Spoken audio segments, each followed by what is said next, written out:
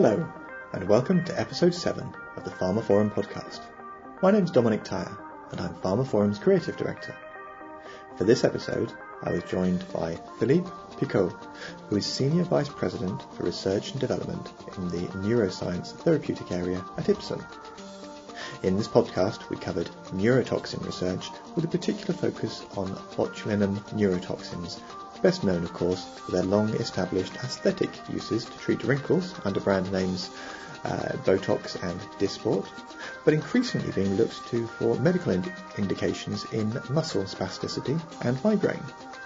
You can find more details of this episode, including a download link for the podcast and information about other instalments in the series at pharmaphorum.com/podcast.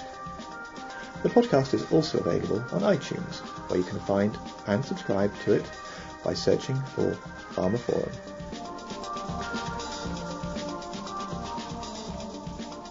So, Philippe, welcome to the pharmaphorum podcast. I wonder if we can start off perhaps by, if you can just give us a bit of a potted history about your professional background and how you arrived at your current role at Ipsen. So I've been working in the pharmaceutical industry since more than 25 years, and I have occupied different positions in international project management, business development, and research and development, covering different and diverse therapeutic areas such as oncology, anti-infectives, cardiovascular, and neurosciences. I've worked in different countries and different companies. I started with Picaut, which became Aventis, then Pierre Fabre, and I'm in Ipsen since 2005. I'm currently heading the neuroscience therapeutic area group, including both research and development activities. And in this field of botulinum neurotoxins, I'm the co-author of numerous articles and has overseen many key R&D programs for Dysport, which is our lead product commercialized in more than 85 countries. And I'm based in Ipsen R&D Center in Cambridge, Massachusetts, in the United States. Okay.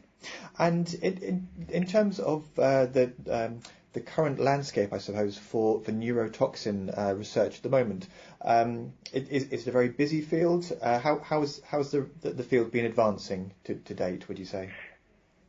Yeah, it's a field which is advancing at an unprecedented rate. We see more and more companies developing botulinum toxin, but in general, very similar to the product we have. We have a chance to have the technology of recombinant botulinum toxin, and we are developing some new toxins with very different pharmacodynamic profile in order to address patient needs, both in aesthetic and in therapeutics. So this is a very exciting time for us in the field of botulinum neurotoxin. And in terms of patient needs, then, where would you say the greatest patient need is within this particular field? So we have to remember that botulinum toxins are being used outside of the indications which are granted for more than 200 different conditions. So we inject the botulinum toxin in straight-in muscle, in smooth muscle, in exocrine glands. So, there are multiple different applications with the botulinum toxin. At this stage, the botulinum toxin, which are commercialized, have a duration of efficacy of around 3 to 6 months, depending upon the product, depending upon the dose. What we are currently doing is develop a fast-acting recombinant toxin and some long-acting toxins in order to cover patient needs, because as you can imagine, the patients do not want to be injected too frequently, so having a long-acting toxin will make a huge difference from a patient perspective. And in terms of the work you're doing there, is there a particular frequency that hits a sweet spot for the patients in terms of not having too regular injections? How does that work? Yeah, with the long-acting toxin, we are targeting two injections per year. That would be our ideal target. And with the fast-acting toxin, it will allow to obtain a very rapid onset of efficacy.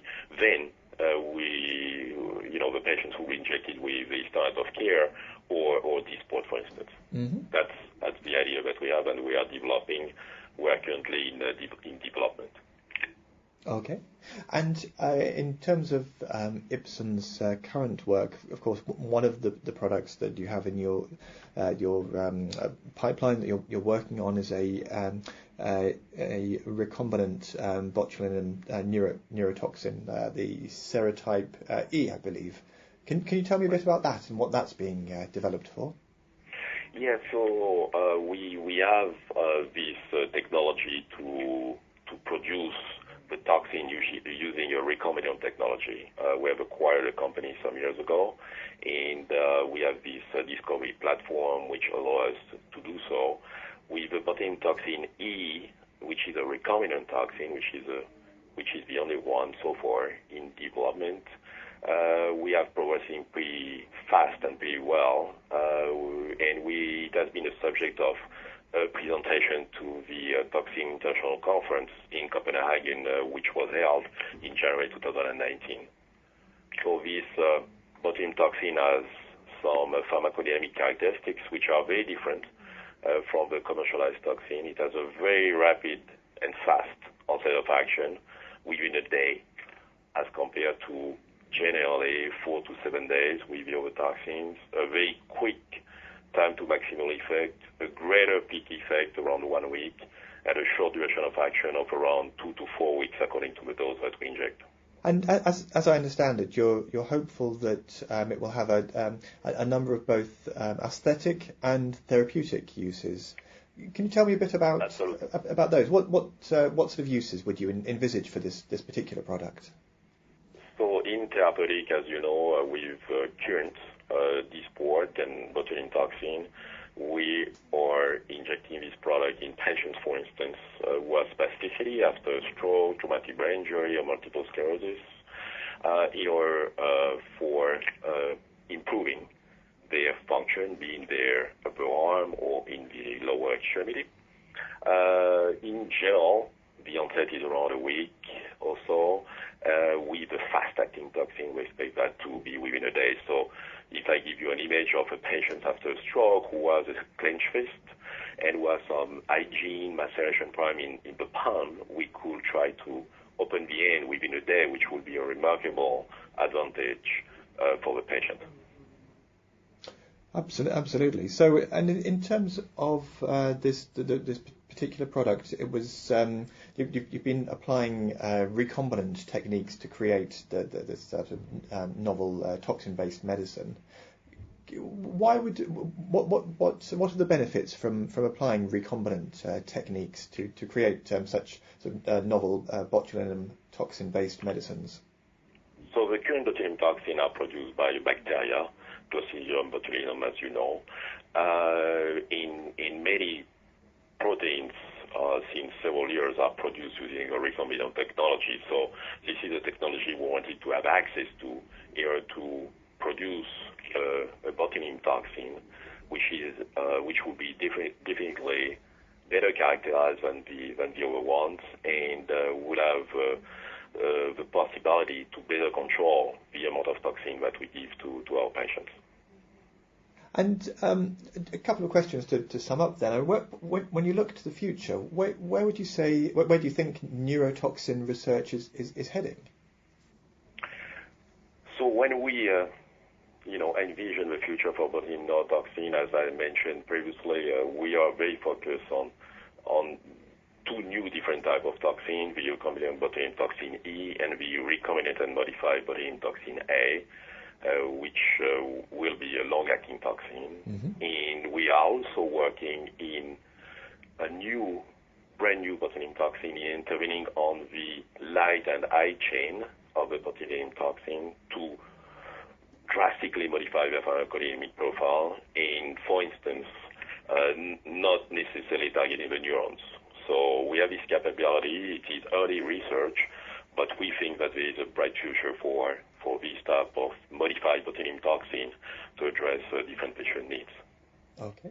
And any sort of last thoughts in terms of where you would see Ipsen developing its own sort of neurotoxin work? What would you like to see it do in terms of making a difference, maybe to medical science, or what it could bring to the marketplace? So in terms of medical and different conditions, we have launched recently some new indications with our D-Sport, botulinum toxin A. We have these new toxins, recombinant, the E-toxin, and the modified recombinant toxin, which should reach a market in the few years to come. And we have this brand new toxin also we are working on. So, we have a lot of biological products which could allow us to become the leader in this field of botulinum neurotoxin in medical and, of course, on the market.